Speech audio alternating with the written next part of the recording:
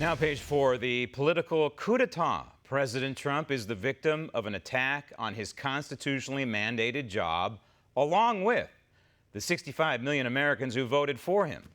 And the Democrat leadership in the House is the political faction that is carrying out this highly weaponized and hyper-constitutional effort to degrade and or destroy the 45th President of the United States. Never in our nation's history have we seen a political party so blindly partisan that it is willing to cheapen a solemn constitutional process in order to gain a political advantage. But that's exactly what is happening here. This is a coup. There is no guillotine, there is no blood, there's no overt revolution nor rioting in the streets, at least not yet. No. Instead of guns and knives and torches, the Democrats are using subpoenas and hearings in the mainstream media to achieve their goal of making sure that a Democrat president is installed in the White House on January 20th, 2021. Yes, Saul Alinsky would be very, very proud here. After all, this is his model.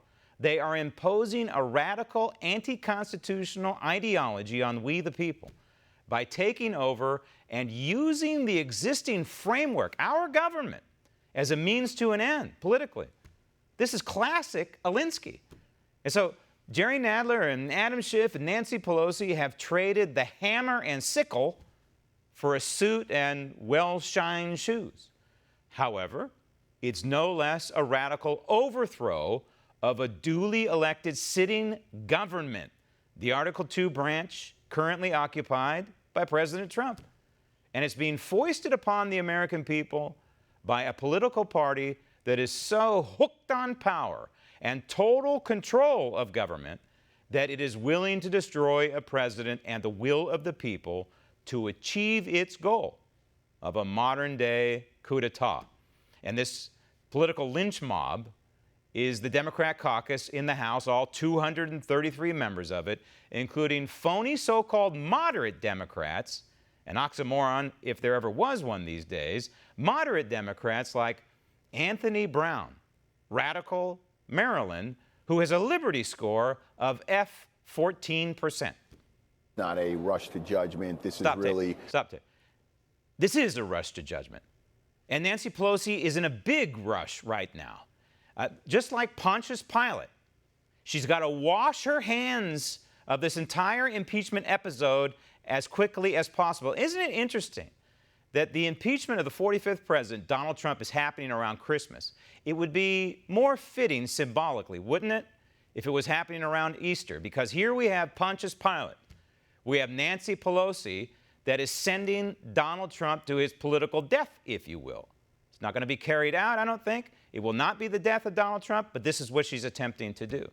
And she's doing so very expeditiously because she's got to get this done before the Iowa caucuses start. She's got to get this done and wrapped up in the month of January 2020. Otherwise, if it starts spilling over into the presidential race, then it could be real trouble for the Democrat candidates running for president and for the Democrat candidates in Congress right now running for re-election. Could be big, big trouble for all of them if this thing continues to drag out. Are you listening, Mitch McConnell?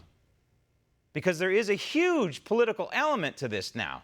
It's unavoidable. We don't want impeachment to have this big political element, but this is the way it is. And so we're playing by the Nancy Pelosi rules now, the Pontius Pilate of 2019 rules. And so Mitch McConnell has got to get down there in the mud, unfortunately, and play by these rules. If he's up there above the mud, it's going to be excruciatingly painful during the impeachment process in the United States Senate. They have got to get down and dirty and subpoena everybody and have live witnesses, no videotaped witnesses, live witnesses. We want to hear from the whistleblower. We want to hear from Eric Ciaramella. Maybe that's one and the same. We don't know. But I want to hear from this guy, Eric. And we want to hear from Hunter Biden and Joe Biden. We want to hear from Nancy Pelosi. We want to hear from Barack Obama, for that matter, because he is a player in all of this too. He allowed his vice president to do what he did in Ukraine. And so it should be happening around Easter, right? Because Donald Trump is playing the obvious role, right? He's being persecuted by the Pontius Pilate politically of our time, Nancy Pelosi. And it's unfortunate that this is happening, but it is a rush to attempt to take out the 45th president of the United States, because it is all political. It's politically motivated, and the end game is political as well. Nancy Pelosi has got to wrap this thing up quickly. Roll tape.